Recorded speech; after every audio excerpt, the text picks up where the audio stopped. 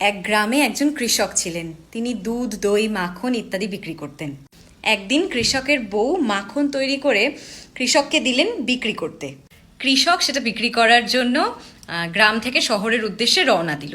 আর মাখনগুলোর আকৃতি ছিল গোল গোল করে, মানে প্রত্যেকটা গোলাকার মাখনের ওজন ছিল 1 কেজি করে। প্রতিবারের মতোই শহরে পৌঁছে কৃষক মাখনগুলো বিক্রি করে তার পরিবর্তে, মানে মাখনগুলো দোকানে দোকানে দিয়ে তার পরিবর্তে তার সংসারের প্রয়োজনীয় জিনিস যেরকম চা, চিনি, তেল ইত্যাদি জিনিস নিয়ে আসতো।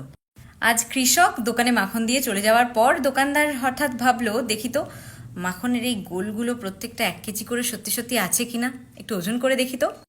ওজন করার সাথে সাথে দোকানদার দেখলো মাখনের রোলগুলোতে 1 কেজি করে নয়, বরং 900 গ্রাম করে মাখন আছে।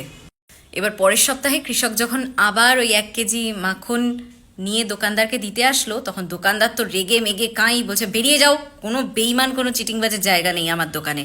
আমাকে 900 গ্রাম করে আমাকে ঠকানো, 1 কেজি বলে 900 গ্রাম করে মাখন দিয়ে যাওয়া, আমার দোকানে আর কোনোদিনও পা রাখবে না।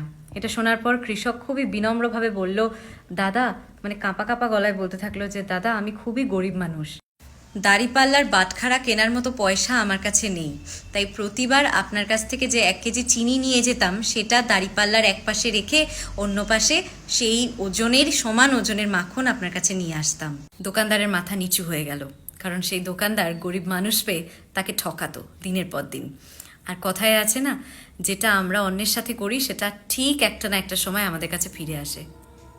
আমরা অপরকে ঠিক যেটা দেব, আমাদের কাছে ঠিক সেটা কোনো না কোনো দিন কোনো না কোনোভাবে ফিরে আসবেই, সেটা সম্মান হোক বা ঘৃণা।